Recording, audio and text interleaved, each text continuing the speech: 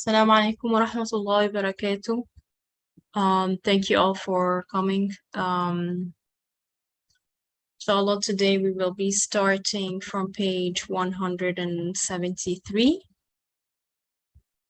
It's the 13th word, the second station, particularly talking about divine unity and using the air as one of the examples.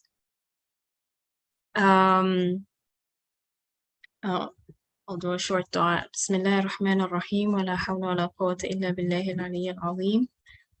اللهم لا تزغ قلوبنا بعد إذ هديتنا وهب لنا من لدنك رحمة إنك أنت الوهاب لا إله إلا أنت سبحانك إني كنت من الظالمين.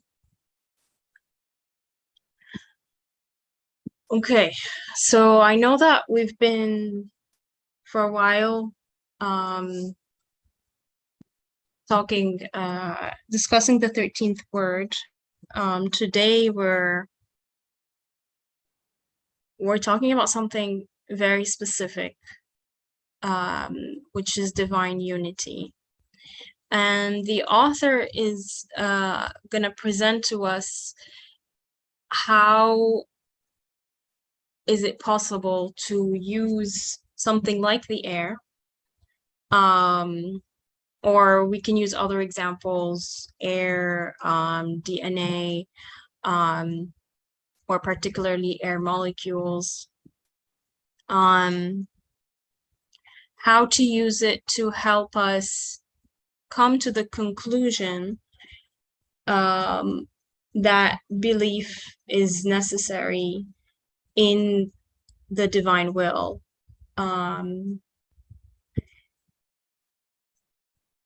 I won't say any further. We can, I'll go ahead and start from the very beginning. The air, a window onto divine unity. In his name be he glorified. And there is nothing but it glorifies him with praise. And there is nothing but it glorifies him with praise. My very dear and loyal brothers, my brothers, I observed in a subtle point concerning God's unity, which suddenly became clear while studying the page of the air on a journey of the imagination and mind.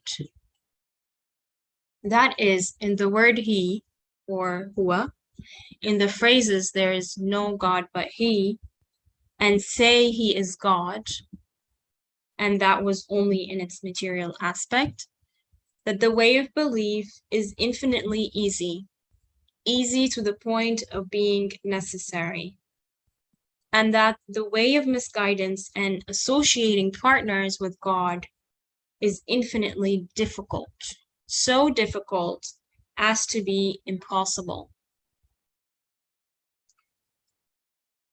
Wow, the author is making a very straightforward claim that if you were to study the air, or any kind of creation, you will find that it will be very easy to point to the point of being necessary. That belief is evident, like it will help you arrive at the conclusion that it is necessary to believe in divine unity. And any other explanation is expected or is described as impossible, according to the author.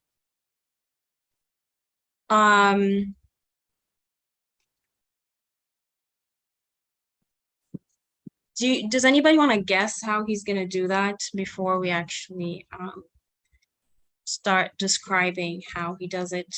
Just out of curiosity, if anybody thinks he or she has an idea of how the author is going to go about this. Or should we just see what the author is going to say? Okay. Okay. Go ahead.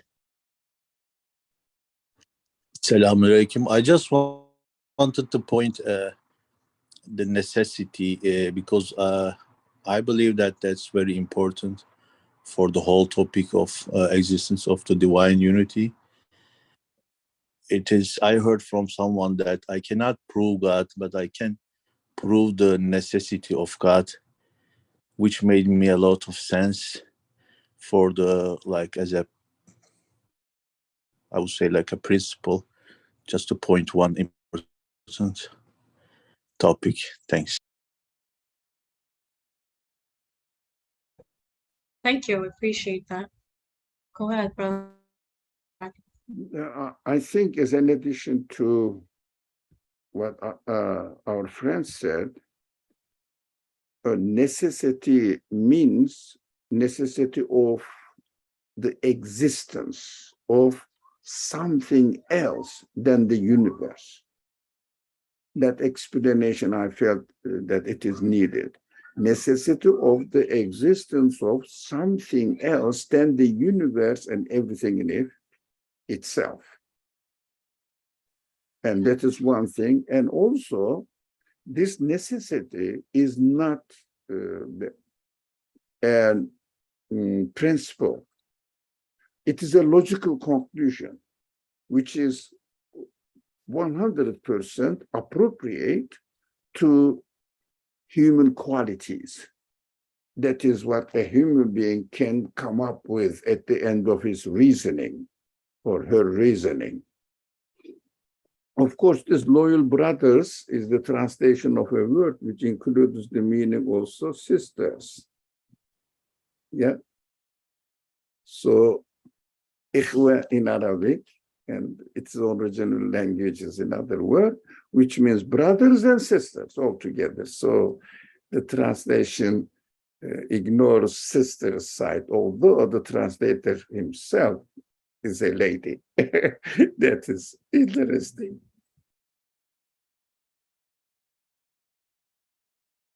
Thank you.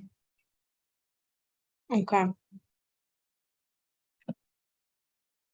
Yes, if soil, one handful of which can act as a flower pot for hundreds of plants in turn, is attributed to nature or causes, it becomes necessary either for there to be present in such a handful hundreds of immaterial machines, indeed machines and factories to the number of the plants, or for each particle of that small amount of soil to know how to make all those different plants together with their different characteristics and living organs. Quite simply, each would have to possess infinite knowledge and limitless power like God. Okay. So I think, I feel like the author was kind of being, is using a little bit of sarcasm. And he's almost asking, can we really, can you really conclude that this soil knows how to make all those different plants together with their different characteristics and living organs? Can they really have this infinite knowledge and limitless power? I mean, we cannot deny that there is something happening. So I feel like the question here is like, how is it happening? And how is it arranged in this way? Yeah. Does anybody else see anything here? What do you think the author is trying to say? Go ahead, Brother Ed. Now, it is obvious that the author is not speaking to professionals. He is speaking to an ordinary man like me, who doesn't know anything about biology, physics, this kind of specific disciplines, science disciplines. he's using a very simple language, but we shouldn't be lost in his simple language or simple example. We can, as much as we can understand, we can interpret it in terms of today's argumentations. Today's argumentations know that soil is not doing what they are doing. What do they claim? Cells are doing. Where did you get these cells from? Now, I'm arguing with them now on their behalf. What do you mean by cells? Oh, you know the cells, a living being? Oh, what do you mean by living being? They don't really know exactly what life is, cannot be describable in terms of physics or physical elements. They know that. They cannot, or they don't. They cannot and they don't claim that life is something physical, but they claim that in a very irrational way, out of non-living beings, inanimate beings, which are atoms and particles, something developed chemical reactions and something came out which has no physical element at all, like magical things. It is impossible for any human mind to confirm this. Now, out of an immaterial being, out of a material being, a completely different nature, another thing came out. How can you, it is not possible because, for example, I may transfer my quality into another quality at the same level of existence. I cannot transfer it, my matter, into a non-matter element. And also, everybody knows in physical terms, it is impossible. It is impossible. But they claim with no evidence whatsoever. And they say life came out.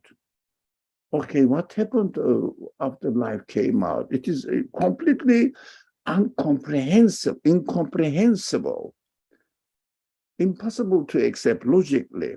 But okay, what happened? It developed into various animals and plants or the living beings. How?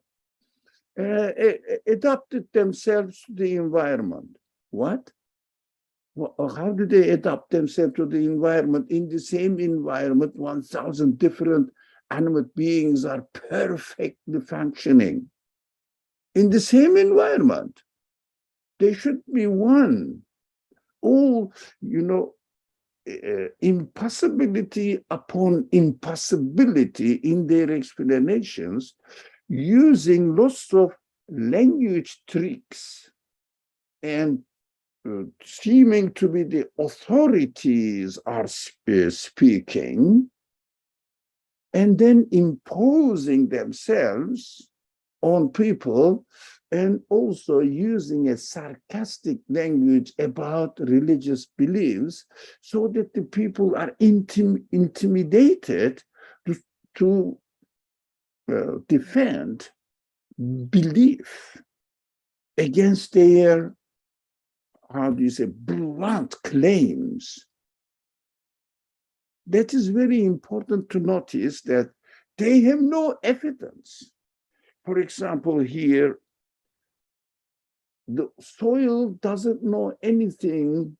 How can, or they don't know, they don't have any quality. How can then they be a source of manufacturing, lots of factories, plants, lots of very intelligent activities? How can it be? It is impossible.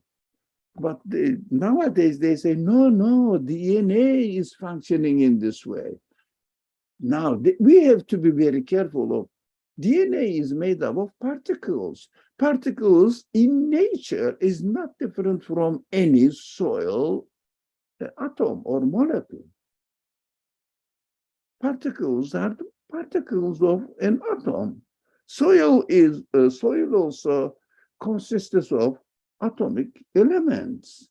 But there is no, actually, the simple example, the argumentation developed, or the author is developing here,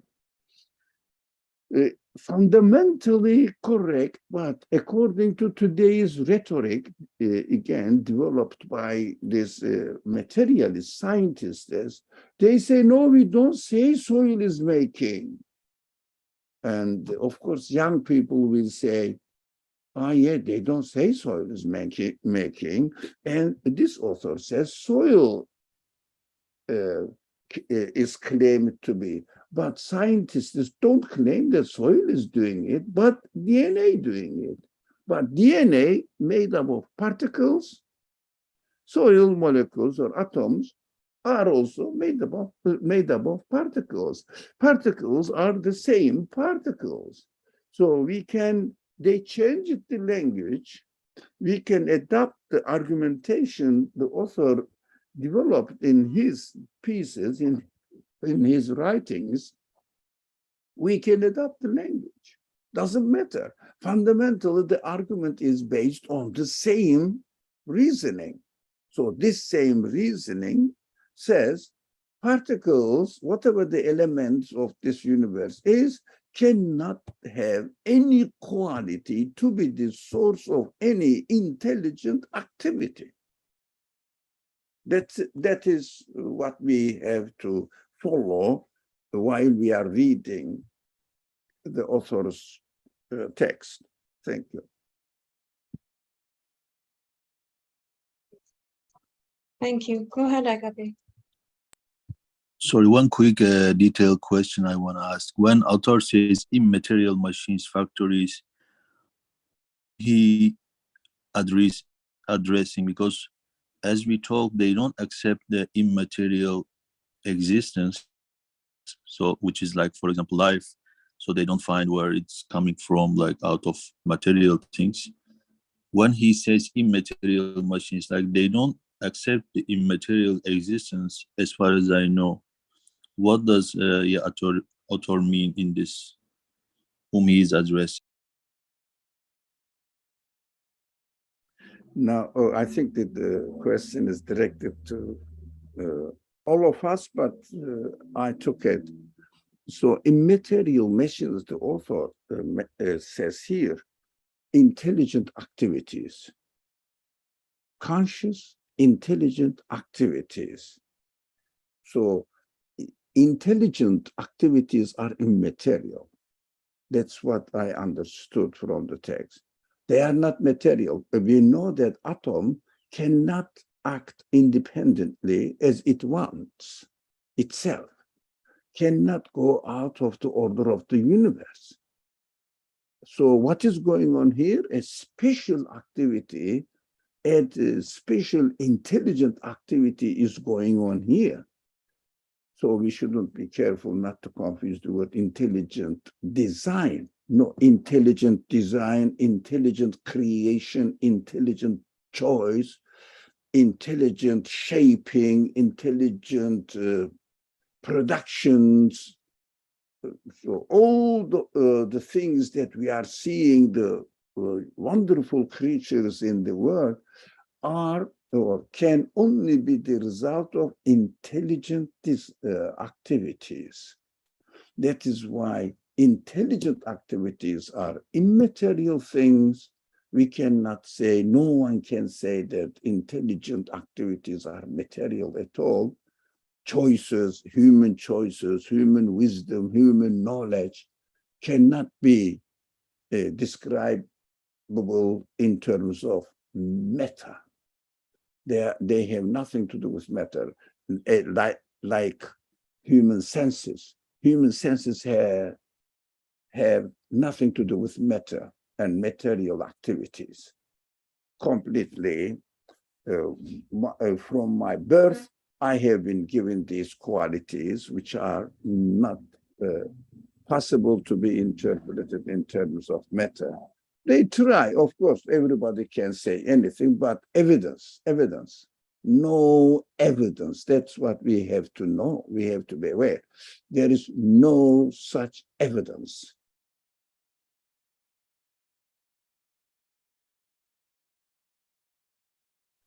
Thank you. I have a question. Now, if my argument is, well, because you don't have any evidence, then your theory must be false. I'm assuming that the response that I can get is, well, you don't have any evidence either. I don't have any evidence that, okay, if it's not the DNA cells doing it on its own, then I can't prove the opposite either, using material evidence. That's an excellent question, which brings us to the heart of the matter. My evidence is not based on an intelligent being is doing this physically. My evidence is based on negation. That is very important, especially methodologically. Most of the time, even the believing people may not be aware of the importance of this, and they don't emphasize on it. But what we learn from the Quran, as the author of the book points out and teaches us really how to benefit from the fundamental teachings of the Quran. That's why we prefer to read this author's books primarily, because it gives a very right, reasonably acceptable approach to benefiting from the Quranic teaching. And the Quranic teaching teaches us, leads us to humanly satisfactory conclusions. So I said, yeah, that's correct. So what does it mean? What did I mean when I said this is not, it is an negation? Since there is no sign whatsoever in particles that they will act freely, independently, intelligently, purposefully, wisely, and adjust everything universe-wide, everything in perfect harmony, working together, it is impossible, logically impossible. So how can I come to a conclusion? For example, I found an object in my house. So I see, look, this object cannot happen to be by itself in my house. It is impossible. A present, for example, a typical example, a present says, "Dear Ali, I love you." I hope there will be a present like this one day. I don't know how it happened to be in my house. So it's a joke. So, "Dear Ali, I love you, and I just wanted to express my appreciation of your help," etc., or whatever. So that is the symbol of my good intention that I bear for you.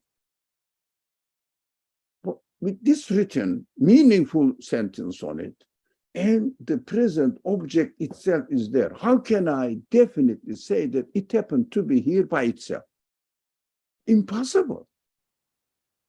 I would say definitely an intelligent being has chosen for this object to be in my house or in front of the door of my house. And I start thinking, who can it be? So by reading the notes on it, I conclude, this is my friend Radwa, for example. Who sent it? Or who put it there? But from the reading that notes that describe who the person who put it there is, I understand that there must be a person who put it there. So by reading the qualities, I describe it. Reading the meaningful sentence, I describe it. This sentence looks like, or this writing looks like the handwriting of a human being, etc., etc., etc. So when I look at the universe, I understand that particles cannot choose, cannot have any quality to do what they are doing, what they seem to be doing. For example, when I see the present in front of my door, the present says to me, the object, the present, the gift, tells me, I cannot come here by myself.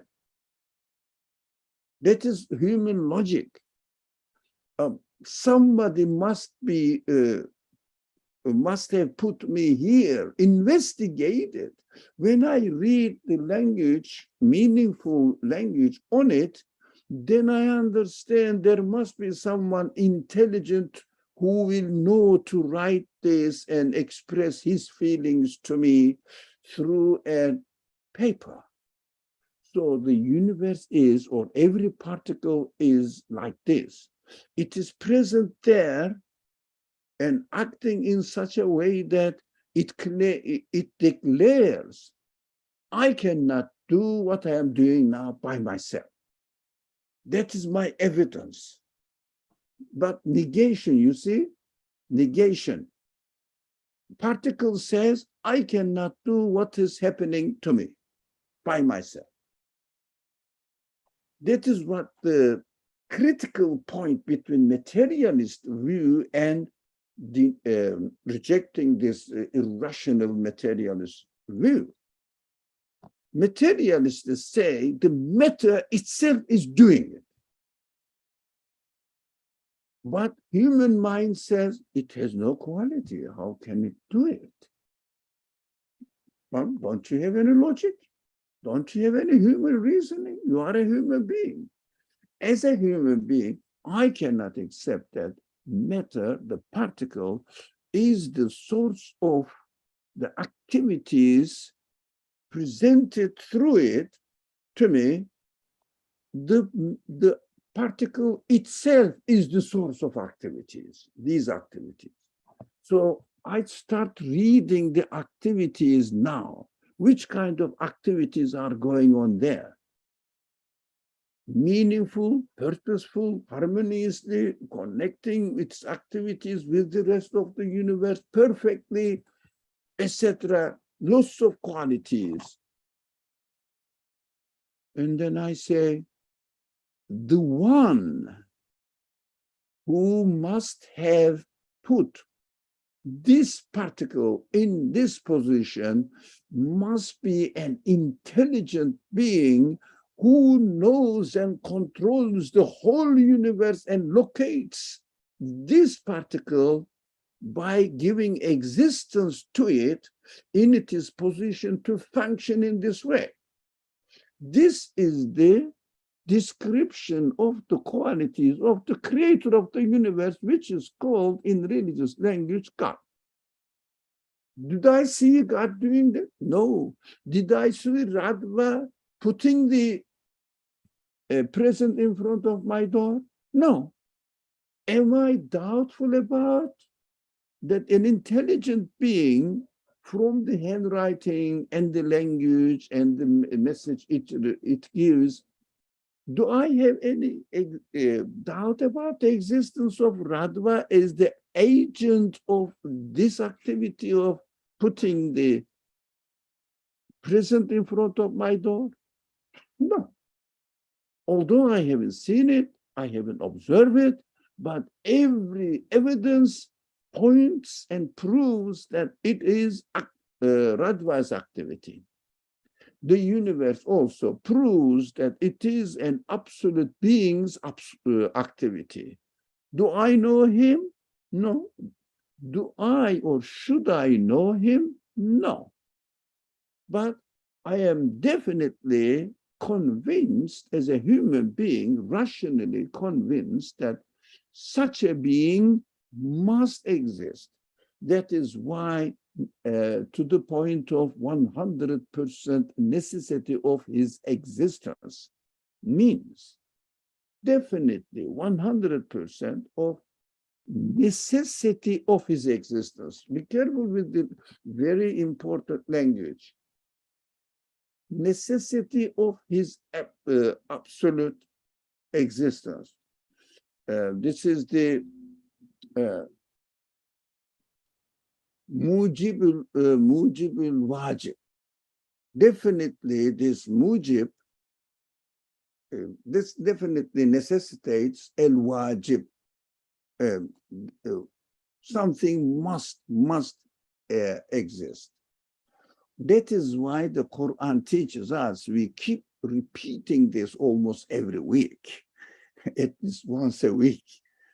Quranic fundamental teaching and argumentation is based on La ilaha. There is no such thing within the universe that can be the agent of the existence of this world. Therefore, illallah, we conclude that there must be a necessary being who is absolutely powerful or existence. His existence is powerful. Sorry. Yeah, I think you got the point now to your question. I don't know whether it's satisfactory, it makes sense, or nah, trash. Okay, leave it. If you say it doesn't really satisfy my mind. Well, at the same time, I didn't mute myself. At the same time, people who most of the majority of the, according to my understanding, 99% of the people of the world don't believe in, or people of the world who don't believe in God, do claim this, that there is no such thing, because their understanding of God is not based on La ilaha illallah. Their understanding of God is based on the general descriptions of the believing people as saying that blindly, without really meaning what they, without realizing what they really mean, saying that God creates everything. Or they say, who is this God? Of course, this question, and also being doubtful about the legitimacy of this claim, is correct, because this claim doesn't make sense. God creates everything. Where did you get the idea of God? Is not explained. That's why I am very, very much indebted to this author, because on every occasion, this author emphasizes on the importance of this approach of the Quran. La ilaha illallah, very human. I say, thank you. you drew my attention to this. I never speak to anyone, especially who are doubtful, apart from my praying and speaking to my fellow wisdom friends. But anyone to them, God creates this. No, I say matter cannot create itself, cannot give existence to itself. Matter cannot go out of the order of the universe. It is bound to it, and it has no choice to do anything else. How can it make a decision to become a better level of existence, especially which is impossible, to be the source of existence of non-matter things that we experience in our existence, although we don't see them. But that definitely my feelings are, I cannot deny them. My intelligence, I cannot deny them. Impossible. So it cannot be the source of existence. It is double upon double impossibilities in denial. Unfortunately, the method generally followed by the believers legitimizes, we have to be very careful about this point, legitimizes the denier's claims. And that is horrible. That is a very important responsibility. We have to be very much aware of the importance of this method and not follow the traditional way of speech about defending God or religion or the prophet, etc. I see that most of the claims about any kind of belief matter is based on just assumptions. Thank you.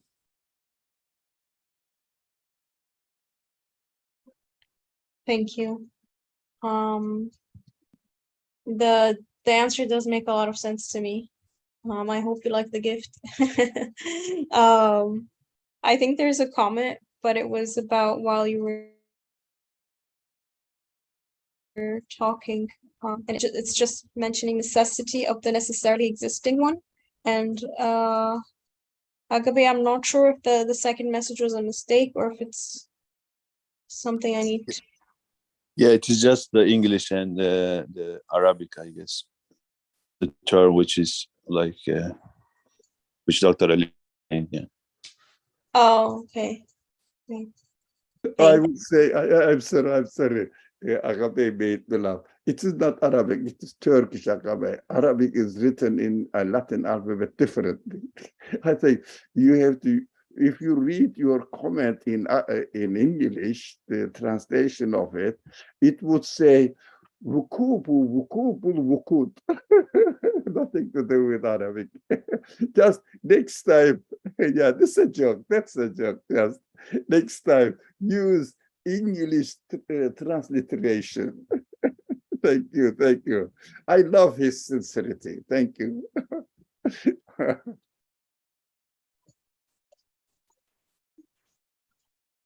Okay, I think it's time to move to the next paragraph. The same is true for the air. So just the same, because just to in case anybody got lost, the same as in like the soil example. So the same is true for the air, which is a place of maximum manifestation of the divine will and command. Either there would have to be present on a minute scale in each of its molecules, in each waft of wind, each breath, and in the tiny amount air expended with the word he, the innumerable different exchanges, centers, receivers, and transmitters of all the telephones, telegraphs, and radios in the world, so that each could perform those innumerable acts at the same time. Or else, each particle of each module of air exhaled with he and indeed of the element air, would have to possess abilities and personalities to the number of all the different telephone users, telegraphers, and those who speak on the radio, and know all their different languages, and broadcast them to the other particles at the same time. For such a situation is actually apparent, and every bit of air possesses that ability. Thus, in the ways of the unbelievers, naturalists, and materialists, not one impossibility, but impossibilities and difficulties are clearly apparent to the number of molecules of air.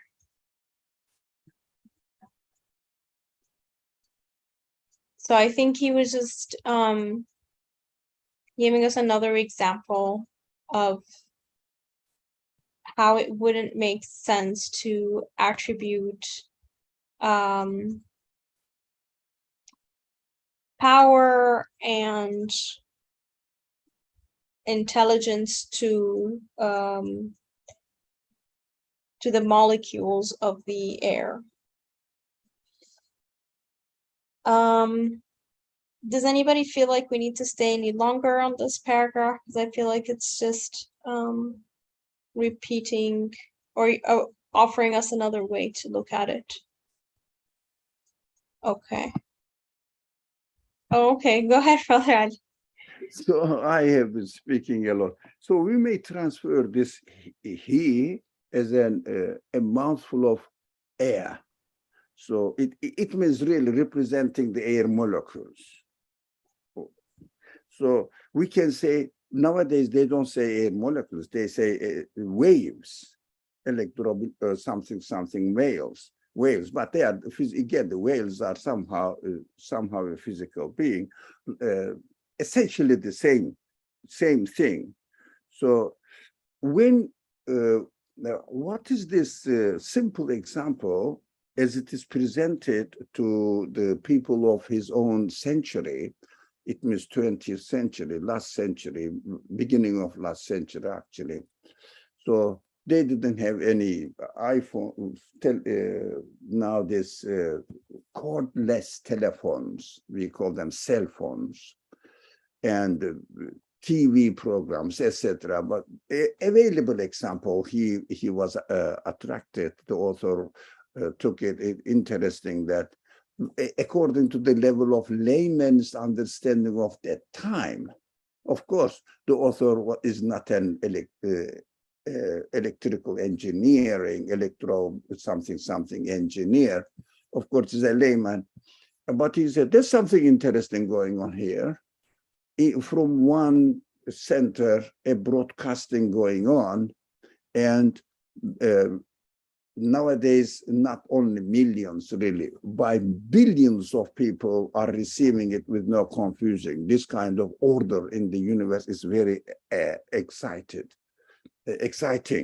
So if we assume that, in the simple example of the author, when I hear somebody speaking to me, either directly through air waves or through radio broadcastings or telephone speeches. So when I hear a sentence, meaningful speech, there are two ways, either saying that these molecules or particles are the source of this meaning, or somebody else. There's no other option, or something else. We can apply it to airwaves as well. When I receive the airwaves, can the airwave itself be the source of existence of the meaningful sentence, or transferring this meaning from the speaker to my ear, and understand, of course, the very interesting activities are going on in understanding, comprehending the meaning, deciphering the meaning of the airwaves, which is impossible to explain that my particles are doing this. facto, it is definitely a perfect, absolute being's activity. So whether you say air molecules and particles of the air molecules or waves itself, we have to argue the quality. Can wave, whatever they have, wave, be the source of existence of a meaningful sentence? It is so obvious that no one can claim that. No one can claim it. So there must be an intelligent speaker behind it, who is intelligently speaking to me, and I am intelligently understanding what meaning it transfers to me. Nothing to do means it is transferred to me. Exactly the same way, the universe, the particles of the universe have nothing to do with the meaningful activities going on in the universe. They are just the material things employed here, created to function in this way by the one who is intelligently conveying meaningful activities to my human intelligence. So this argument must be understood again on the same principle, La ilaha illallah. Particles cannot be the source of existence of the activities going on their body, on their being. So there must be an intelligent creator, intelligent speaker, transferring the meaningful qualities, the meaningful activities to me, and I cannot say that the particles are the source of existence of these intelligent activities. That is what the foundation of belief in God must be established. Thank you. Thank you. All right, now let's see, basically continuing what Brother Ali was just saying. If we were to see the other reasoning of attributing, sorry, I shouldn't say it in the other reasoning, but the other perspective basically of attributing what we can see happening to a maker. So if attributed to the all-glorious maker, however, the air together with all its particles becomes a soldier under his command. With its creator's permission and through his power, and through being connected to its creator and relying on him, and through the manifestation of its maker's power, is in an instant with the speed of lightning, and with the ease of uttering the word he, and the movement of the air in waves, its innumerable universal duties are performed as easily as an orderly single duty of a single particle. That is to say, the air becomes a page for the endless, wonderful, and orderly writings of the pen of power, and its particles become the nibs of the pen, and their duties the points inscribed by it. The air functions as easily as the movement of a single particle. The air functions as easily as the movement of a single particle. I really like that last sentence, how the author is almost saying, like, whether you're studying or looking at a single particle or looking at the air, you're still going to see the same thing, which is that everything is moving or happening with a conscious will and with a conscious power. Hence, this is why it's so easy to believe in divine unity. Simply, it is easy, rationally easy, humanly easy. My feelings, my reasoning can easily accept it. Otherwise, the other option that all these meaningful activities are coming out of their particles, their elements, is impossible for a human being to accept it. So we can easily, must be qualified with logically easy, humanly easy. Thank you. Thank you. Any questions or reflections here?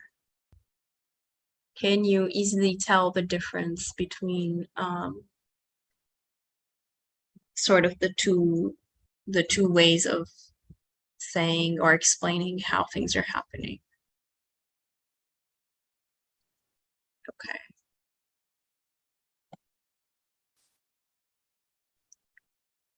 I'll continue.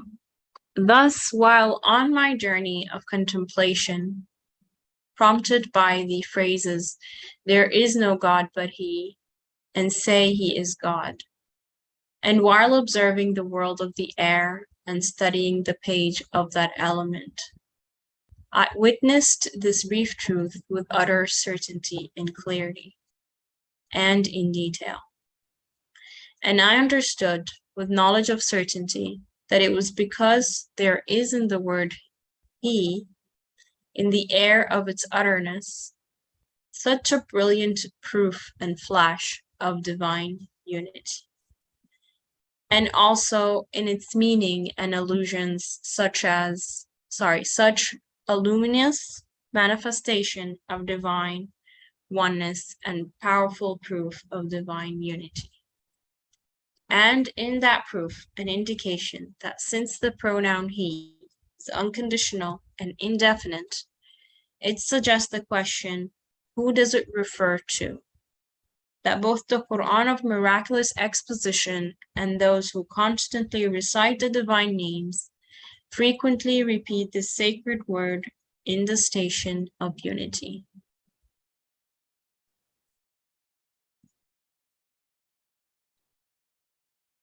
I feel like I can continue reading unless someone wants to stop me here. Okay. If, for example, there is one point on a piece of white paper and 2 or 3 other points are jumbled around with it, and then someone who already has numerous jobs tries to distinguish them, he will be confused. And if many burdens are loaded on a small creature, it will be crushed. And if numerous words issue from one tongue and enter one ear all together at the same time, their order will be broken, and they will be a muddle.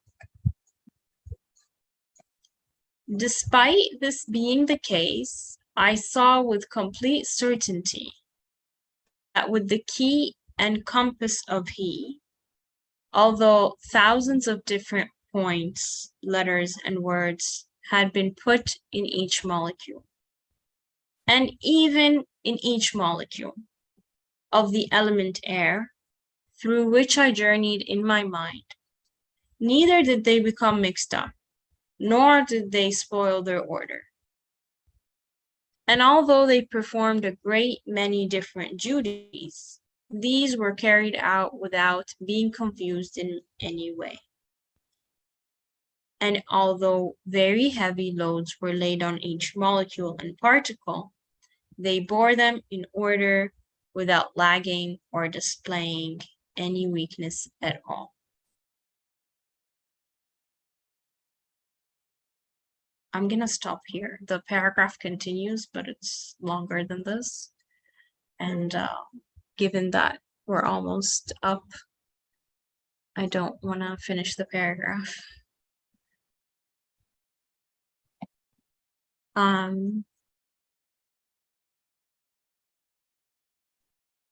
We have a few minutes if anybody wants to ask any questions or point to a particular sentence, even if it's just something you liked. Or any thoughts?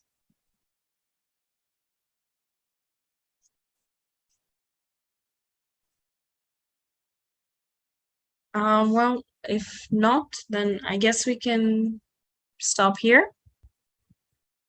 How about the idea, since the author is giving different examples, but using the same methodology to present the subject, so we can finish the text of this piece, and to next Saturday we can start from the 14th word. What do you think? Because by reading, we got it. We have been arguing the fundamental principles of understanding this. So we understood the principle, inshallah.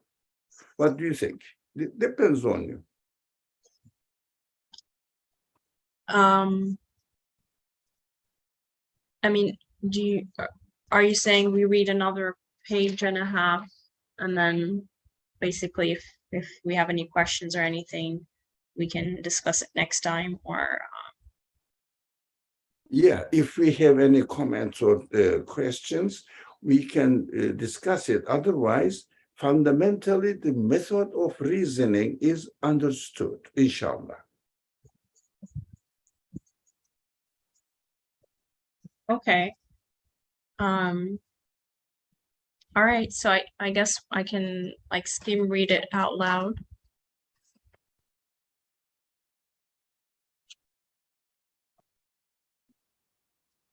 All right. So starting here, and I saw that thousands of different words of all different sorts enter and issue with perfect order for what is in effect those minute ears and tongues without being mixed up and spoiled in any way. They enter those minute ears and issue from those tiny tongues, and by performing these extraordinary duties, each particle and each molecule declares through the enraptured tongue of its being and its perfect freedom, and through the testimony and tongue of the above truth, there is no God but He, and say He is God, the One, and travels among air-clashing waves like storms and lightning and thunder, without in any way spoiling their order or confusing their duties. One duty is not an obstacle to another duty. I observed this and was utterly certain.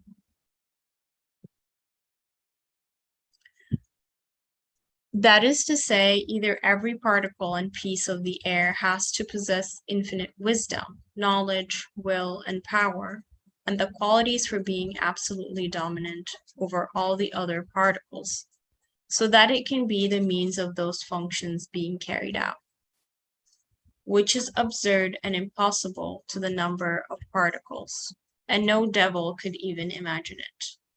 Or else, and it is self-evident to the degree of knowledge of certainty, vision of certainty, and absolute certainty, that the page of the air functions through the boundless infinite knowledge and wisdom of the all-glorious One, and is the changing page for the pen of divine power and determining, and like a signboard for writing and erasing, known as a tablet of appearance and dissolution, which has the function of the preserved tablet in the world of transformation and change.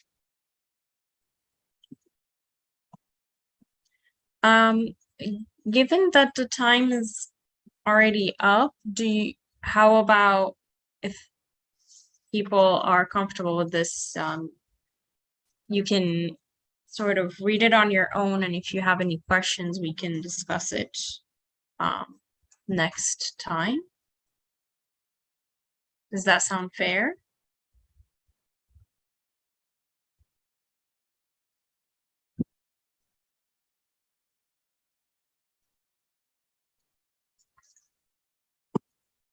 Okay, people are saying yes. Fine for me. Okay, sounds good. I just don't want to read quickly and keep looking at the time and feeling bad that I'm keeping people. Okay, so inshallah next time we'll start from the 14th word. Thank you very much for today. اللهم لا علم لنا إلا ما علمتنا إنك أنت